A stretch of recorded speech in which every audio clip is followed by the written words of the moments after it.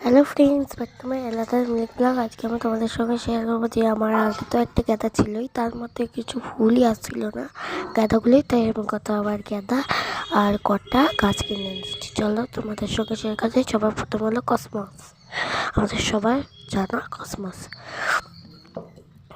তারপর আছে আমার সালিশিয়া গাছ। তারপর থাকবে আমার আরও এনেছি আমি। তারপর আছে আমার গাঁদা সবার জানা রক্ত গাঁদা। তারপর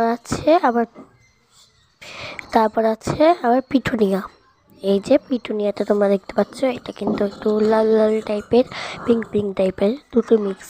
তারপর সবার জানা আছে আমাদের রোজ রানী, ফুলের রানী গোলাপ। তারপর আজকে আমি তোমাদের সঙ্গে শেয়ার করব কিছু একটু